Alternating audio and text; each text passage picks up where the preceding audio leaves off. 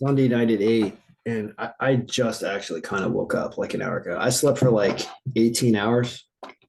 I guess I'm still getting better. Just too tired, just like clearly trying to heal from whatever crazy flu or C word I must have or had. But I'm up now, and it's the first time I've slept that much in a while. So I didn't pay attention to any sports.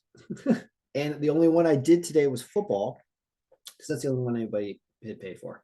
So let's go over football, and we're also going to answer questions in today's podcast, where people that have emailed me questions or contact me questions. I'm going to address one of those specifically because they're complicated questions, and I'd rather do it than writing and trying to guess how you might receive my writing when I can just explain it in multiple dimensions by actually talking through the answer. So first thing we're going to talk about is football, because a lot of people have paid for this throughout the year, even though no one's paid me for football recently because I haven't even had it up for sale. So that's my own fault. But let's talk about the games because it looks like it did actually have a pretty good week. So we're going to open up the football look to see what happened, but we have to enter in the scores because I haven't done that yet. I know some of them off memory. I believe Pittsburgh won 1916. Gonna look on my phone here. I do not download the NFL app. I refuse. It like takes over your phone. Freaking, it's crazy. It gets stuck. Like, I can't stand the NFL app. So I actually refuse to use it. Even though it's probably got like legacy versions hanging out on my phone because I have downloaded it in the past. All right, let's go to the underdog of the day that wins, which was Cincinnati. Where are you, Cincinnati? Not this game, another Cincinnati. It was, I know, Washington and the Giants tied apparently 2020. I know that you almost covered 9.5 with the Broncos if the Ravens hadn't even scored a point in this game. Or sorry, if the Broncos hadn't even scored a point, you almost got plus 9.5. But you definitely get plus 9.5 because they only lost the game by 1. The Rams lose. Sorry, no, the Seahawks beat the Rams, right? No, that happened. The Rams didn't actually win. Looked like they might have won, but then they lost. That makes sense. The Rams game, yeah, 27-23. The Niners win in convincing fashion, even though it didn't start that way, or it was like that the whole time. I don't know. I didn't watch any of these games. The big underdog, Kansas City, losing to a good Cincinnati team, which he did make the Super Bowl last year. That's a good prediction. Vegas beats the Chargers. I didn't want to believe it, but that's almost like an exact score or something close, right? It's really close. Cleveland beats Houston. Philadelphia walks over Tennessee eventually, 35-10. Wow, Philly shows that strength. The Jets barely lose. So sad. That's the one that loses. Who would have thought we're here in week 13? I'm complaining the Jets didn't win on the road in Minnesota. What has the world come to? Houston lost 27-14. Jacksonville gets walked over by Detroit, as the algorithm said. And it's unfortunate that I refused to bet on Detroit. Packers at least come back to beat the Bears that were leading some of that game from when I kept waking up from slumber and accidentally checking the score of that game. That is what I thought happened there. And then the night game is the night game. So let's go take a look at what happened. We just don't look at Monday yet. And the Dallas game hasn't happened yet. So don't worry about this. So you've got a bunch of wins up top. And the Commanders is a no, but that's because they tie. So it's not really a loss in that sense. It's a push. And it doesn't represent that because these formulas are not structured to give you an answer in a tie in a football game. Because even though it does happen, and this is going to now be the second tie of the season, because there was one between Houston and Indianapolis already, thankfully, in week 1. So this table was correct and oriented properly after week 1. That was funny. I have to give the football season that one for doing that in week 1 this year. So there's another one. And that, of course, must make for some weird playoff implications at the end of the year if these two teams are tied. Is there another rubber match between them? Let's look. Here's how we answer that question. We can do it a couple ways. Let's do it in the schedule sheet. Now let's not. I just want to know if season pivot sheet is a good place to do that, actually. All right, so we're going to look at all weeks, and we're going to look at Washington games as the team of reference. got the Redskins in there. Why does it have Redskins? Oh, because it's saved. Is that why? So there's a different, when you're inside different pivot tables and stuff, there's an option called save. Check this thing out. If you want to learn something about pivot tables. In the data menu here, there's this thing called number of items to retain per field. Sometimes this thing is set at automatic originally. If you don't change it manually to none, it saves all the historic names of anything you ever typed into the pivot table or harnessed as data into the pivot table. It keeps a record of that as one of the sort options. And that's potentially one of the reasons why, yeah, I bet you we have it sitting on automatic. Yup, told you. Now it'll be gone. Watch this. Now when you hit this, you will not see Redskins anymore when you look for that.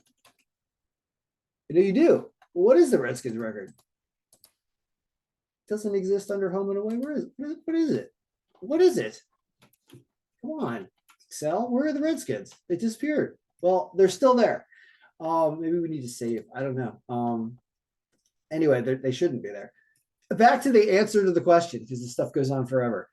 I want to know when Washington plays the Giants again. Because if it isn't, if they're fighting out for something, here we go. We've got 2 games, one on the 4th and one on the 18th. That makes this game on the 18th even more enormous in Washington. Dare I say a game that might be important enough to go to. I didn't say that about a football game. I just did. So that makes that a huge game. Notice how it favors them differently based on home or away here. Like apparently Washington's even worse at home, or at least they were before week 14, but we'll have to redo this later. Anyway, after that huge aside, let's go back to what happened today. And yeah, Green Bay comes back to win. Detroit crushes it. And they don't get to the over, right? Not even close. The under, of course, does hit, but Detroit more than covers. Niners, I mean, that's pretty awesome right there. They get to 33 and they hold Miami to less because their defense is better. It's a good sign for the Niners. It's also a good sign for the Chiefs. The Bengals over the Chiefs to win an underdog. This is a tie. So this is a push. It's not a loss. The Raiders, instead of 25-20, it's 27-20. Unbelievable. Unreal. And then Philly goes above and beyond and holds Tennessee to less and more than covers. You don't start losing until the Jets and the Rams, but the Rams do cover 7. So when you look at teams and whether or not we had spread pick winners, you click this. The Dallas game's not over yet. It's this one, right? Just get rid of it. Yeah, I did. So we get rid of the Dallas game for a second. You're 7-6 on the spread. Washington loses because they don't win this game, but you wouldn't have taken a minus 1.5. No, never do that. Not with that line only being minus 125 to win. So that would be a push. Jets, no. Falcons, no. Patriots was Thursday night. Don't even care about that right now. 7-5 today. Denver covers. Houston was ahead, I believe, and then lost. And here they give up more because their defense just blows. Yep.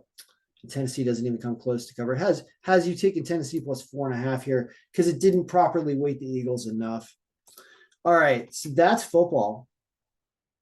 And I know you've got games tonight. Intense, but that was football. All right, so I want to answer some other questions because I didn't do any other algorithms today.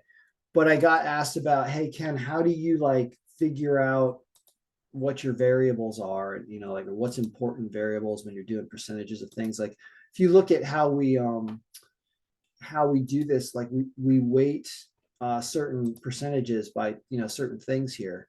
And for some reason, this ended up being a really good resulting way to do it, to retroactively get these games to do scores that are reasonable, because this is actually an excellent Sunday because of a few reasons. One, Cincinnati absolutely winning as an underdog up here. And you don't ever listen to me, always listen to the algorithm. The algorithm picked winners 6 6 of the top 7 and the 7th being a push even. So it's really not losing until the 8th game.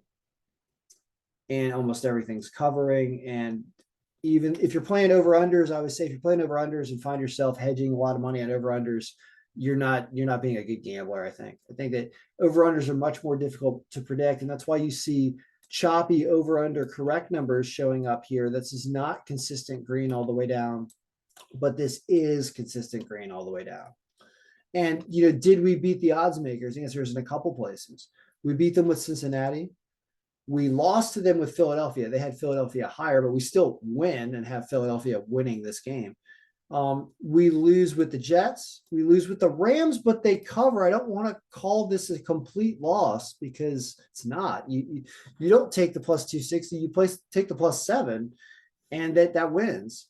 And then you take Denver plus 9.5. And I said was it Houston plus 10.5 or somebody, or I can't remember, but a lot of this wins. So anyway, so the person was asking me, like, how do you figure out these variables? Jackson asking what do you do here? Well, I try to not have a bias and let the computer do it for me, meaning I start with what I think would be important. And I let that determine or not determine the result. For example, season pivot is a great way to look at this. Like, let's look at all the games are already done almost through week 13, but definitely through week 12. All right. So when we show all of the games, we have a distribution of variables here that I started working with years ago. This used to be all there was this. There wasn't even a projected score back in the day, meaning we didn't have this going on. This thing is unbelievable. I love this projected scoring phenomenon that's created in this algorithm so much that I sort this list by this. Do you want to see what this list could also look like if we had just done win score? It would look like this. It would be descending by win score, and our filter here becomes not a filter where the win score we're filtering for is simply greater than 0. And here, look at this. Dallas hasn't played yet, so let's pull that game off. But you've got Tampa losing on. Did they lose on Thursday night, or what happened? Oh, that game happens on Monday. So not even look at that game. You have Atlanta way up here, even though the odds makers didn't really say that so much, but them losing. You have the Giants pushing. You still have the Jets. You have the Bears over the Packers this way somehow, even though the odds makers don't agree. But I would argue this is worse, although it does have Cincinnati. It doesn't have Detroit, who crushed it, all the way up at the top. It doesn't do that right. That's why when you back up and you see the projected points, I think, this is a better look, right? Like, isn't this better than what we just showed? I'm pretty sure it is. Stops right here at projected margin of victory greater than 0, which is why I choose to look by the point projections.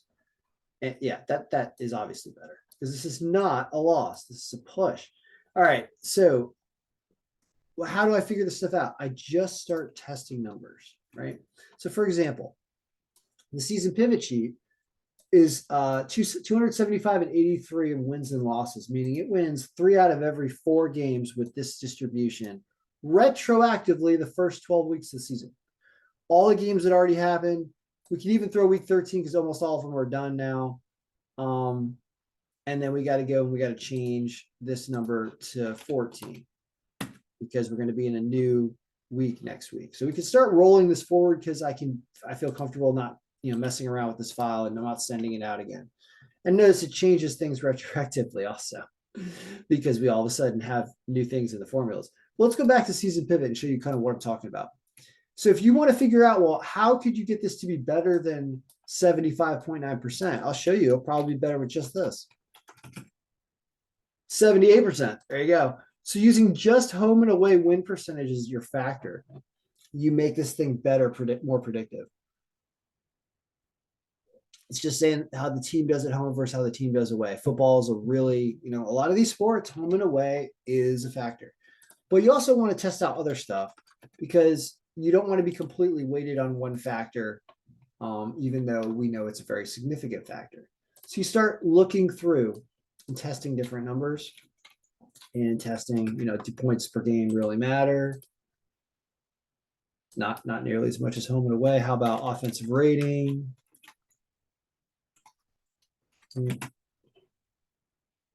64-4. You don't have to refresh anything because this is all dynamic. Defensive rating alone, 59%. So it really is showing you how important this factor is. So much so that let's totally destroy everything we did and just take this look. And we'll call this thing, we're doing too much work, but this is basically how you do it, is you mess around with these numbers, and you can also write macros and adjust those macros applications, or use JavaScript essentially if you're doing this in Google Sheets, or you write macros and record stuff and write VBA code in Microsoft Excel, stuff that I'm not really very good at, but I'm aware of, that you can automate and put a bunch of different numbers in here and then take measurements of what the best results were. And I've done that before with NFL. I lose steam on this because I got other work I want to do. I mean, I'm still talking in this video about football deep into this because I don't have the ability to explain every component of it to show you why it's awesome, which is a great segue to answering the next question that I got today, which was about payroll. And the person's like, hey, Ken, like, I see your payroll thing looks like incredible. I think I want to buy it, but like, what does it do? Like, am I able to access everything? Can I look at the federal tables? Like, the answers to all those questions are absolutely yes. Oh, you can make copies of this thing and then turn around and try to sell it. I would never sue you. Like, I don't care. I'm just like Elon Musk when it comes to that. Like, he has people, like the Chinese are stealing all his Tesla technology to build their own cars. He's like, sure, go for it. He's like, let's electrify the world. I don't care.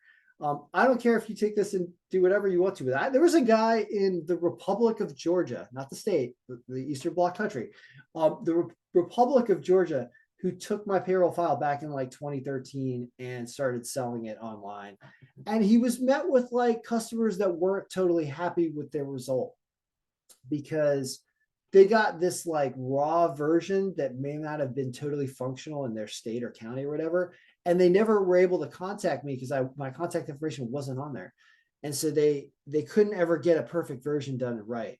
So in that process, even though some of my videos about payroll have the most views of any videos I do are actually payroll and tax related, even though that happens, it's just a weird situation where I have to kind of deal with everyone when I sell them the copy or give them access to let them know what they're getting a hold of. Because the answer to your question is, oh yeah, anything you want to do, this thing's gonna be able to do it. Now, I might have to adjust it slightly, but I've built it in a modular form that it has everything you need somehow for every state and slots for every potential county or local tax. It's got a pay stub that's dynamic that you can totally update and change. And it's just out of control. Awesome. And you can change your pay period to whatever you want and whatever your pay dates are. You just have to do it. You just have to understand that you got to set, you need to set up this thing. And that's why I'll kind of give you like a series of questions and be like, so how big's your business? What's your payroll frequency? When do you pay? What's your pay periods? When your pay dates? How many employees are you probably going to have throughout the year if you hire and fire a bunch? Like, are you going to be under 25, under 50? Like, let me set this thing up for you exactly so that it doesn't take me very long. I've done videos on how you can do it, but I understand that it's this very large, huge like program within a file that if you don't let it bother you that it looks ridiculous right now, we're going to hide and shrink stuff so that you're only looking at what you want every day. And it's going to totally work. And it's going to look a lot more like this, where you just enter in an hourly rate for someone, or an amount that they're paid, or if they have garnishments, or if they're being reimbursed for anything, if they have withholding percentages for 401ks, if the company matches. Twitter match their 401k you on? I don't know. Let's find out. That's kind of ridiculous. I've always thought that's a ridiculous benefit. Just pay me now. Don't put money into a fund I can't touch for 30 years that someone else is going to manage in the market. I'm like, don't do that. Just pay me now. I always said zero whenever I was asked if I wanted to donate to a 401k. I was like, not for me. I'm living for the day. Anyway, This payroll file does everything. And yeah, it's completely unlocked. Like where are the federal rates and everything? They are broken out in a bunch of columns way off to the right after all of the states. And of course, they're not set up for 2023 yet. They are still in 2022 mode because we don't have a final publication 15. We don't have a final circular E. We don't have a final publication 15T yet that I believe. I don't think it's finalized yet. And it won't get finalized till right around Christmas, probably. It's my guess, based on history of doing this for so many years. And when it does, then we'll start adjusting right here. And we'll start messing around with all these crazy formulas that are related to how you figure out federal tax based on a person's status, based on which W-4 they filled out, and based on what their annualized wages are, and based on what their exemptions and deductions are. And that's what all these formulas are. And so they're broken out into several columns.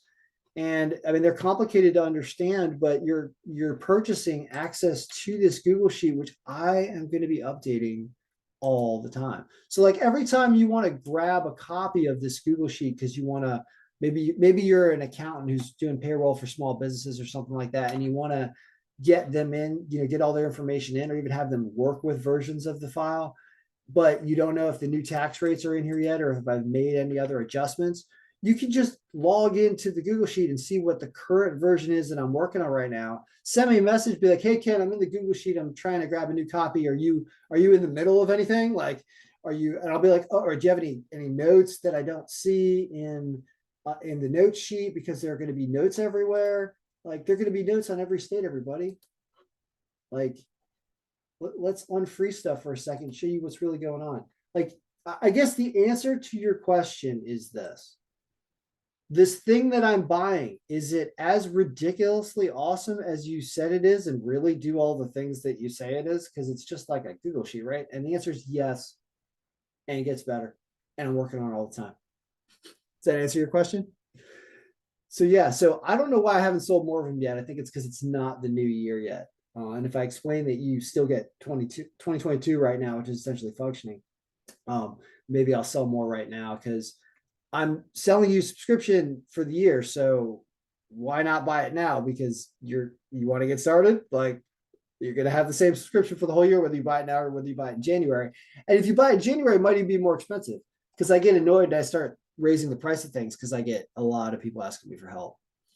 So more answers to payroll questions. Yeah, they're going to be notes all over here. Like, these are links to like where to file, where to send your deposits to, who you register with, where to get these forms. I'm putting links up here also when we deal with Connecticut, basically. And then you just hide stuff you don't use. It's like, oh, that's right, I don't have any employees in Connecticut. I don't need to see that. I don't have any employees in New York. I don't need to see that. Right? I don't have any, right? Or I don't need to see this row of numbers that Ken has while he's working on the file open. I don't have people in any of these states. I'll just delete these states that I don't care about. You could, if you wanted to, in your own version, do whatever you want. Take copy of this thing. Go for it. I love to share. I like to get paid and I like to share this awesome stuff. Oh yeah, reporting. Did I mention how ridiculously easy it is? You ever have to file a 941? This is why most of my smarter, bigger clients, I feel like, are people that are independent accountants that are doing payroll for small businesses, because they're like, oh, I could build my own spreadsheet and try to get it right, or I could use this unbelievable thing that thought of everything already for no matter what my business is in what state. I could use this awesome thing for what? For like $100? Yeah. Yeah, it's really awesome. You pay tens of thousands of dollars to companies like Paychex and probably, QuickBooks and whatever, to do the payroll side of this, depending on how big your company is. You can just do it yourself and even be more certain that you've done it correctly because of the nature of the product with which you're using to get it done. It's so smart that when errors pop up, like, it's obvious and you realize something happened and you realize you need to change your inputs, or you realize you entered someone's days, hours in wrong or something, you catch it immediately because of the way it works. So I mean, I've gotten literally brain dead people to use this file and run it. It's that good. So that's the answer to your question. I guess Ross was yeah, where is the federal tables and do I have complete access to everything? Yep. Yep. And you do all throughout the year of 2023 while I continue to work and update on it. So there you go, guys. I hope you enjoyed your Sunday. And I don't really care about this Sunday night game, but supposedly Indianapolis covers. And in this scenario, they even win after we screwed with that number. But let's change that number real fast because that ain't right. Back to 13. Yeah, Indianapolis loses, but it's a super close game and they cover the 10.5. So I actually did win some money today because I made a bet before I went to sleep. And the only thing I lost was the Jets and something else. I bet Atlanta too because I'm a moron. Yep. Because why would you put money on Atlanta? Didn't bet Detroit, but decided to bet Atlanta. That's bad betting, folks. That's why I'm a bad gambler, and I should never. I'm happier when I don't gamble. But I might bet on tonight's game, or I could just take that money out and be happy with my like $93 or whatever I have in there. But it says Indianapolis plus 10. The game's starting right now. It's 3-0 Indianapolis. So I probably can't even get them plus 10 anymore. Even more of a reason for me not to bet that game. I'm just going to do work and learn more JavaScript because I'd much rather work on this and get this done and be able to tell you awesome information about everything that's going on in the country when it comes to tax, because it's all going to be right here. And you're going to be able to simulate an employee in any state. And I'm just able to answer anyone's question across the country and continue to develop the kind of business relationships I like, which are people that are really appreciative of a product that saved them a lot of time and gave them the confidence to ensure that they're filing their taxes correctly and that they can answer questions if they have to and not be just labored and burdened down with it all the time. I did it for my own benefit over a decade ago, and then continue to do it for the benefit of all the people out there that use and purchase this file every year. Because I haven't gotten too many emails yet because it's still early in December and they know it's not ready yet. But I'm going to do a video about the federal tax changes when they are finalized in the 15T. I'll be the first one on YouTube to do it because it's I'm checking all the time to see if it's there and it shows up on the IRS website. Eventually it will. Because it has to show up before the start of the year because people have to issue paychecks at the new rates. So they understand they need to issue this document. They will eventually put it up. And when they do, I'll be the first one to do a video that tells you what happened and what they changed and what the cost of living adjustments are and what a new simulation is. They would be able to run in this file if you purchase a copy. I'll be probably the first person on all of YouTube to do it simply because it's too complicated for any bureaucratic like company to come and basically give you that guidance yet. It takes like a week or two to really review stuff because you have to review a lot of stuff. But I can do it after just reading it and I already have the placeholders ready. And even if they substantially change the tax code out of nowhere, we'll be able to walk through the instructions and simulate it and do it even before anybody else will have a 2023 tax calculator ready. Now, this is not all that cool. I mean, we're just programming as fast as we can, but it is kind of cool for YouTube because as soon as I start tagging this thing with 2023 federal tax rate simulator, and it's the first one out there that it exists, even if I screwed up, even if I made some errors in my formula the day that I did the video, which is very possible, it would probably be slight, but I probably would admit something. It could happen. Even if it did, as soon as we fix it, we're going to fix it right here live in the Google Sheet. And I'll do another video being like, oops, looks like I screwed up on December 26th when I programmed the federal tax rates for next year immediately that night, as soon as I saw it on the IRS website. Oh yeah, apparently I screwed up a formula, sorry. When you're married filing jointly under this status, it withholds too much, I fixed it, sorry. And I'll be like, it's good now. A week later or whatever. Doesn't matter. The video about the federal tax rates is going to get a ton of views and I'm going to have a ton of business because when you're faced with doing your payroll and looking at a bill that you're getting sent to you from one of these payroll providers, it's like 500 a month. And you're like, I could just flat out eliminate that 500 a month and just enter stuff into Ken's Google sheet. Like I only got 5 employees. Like why the hell am I paying 500 a month? Something like that.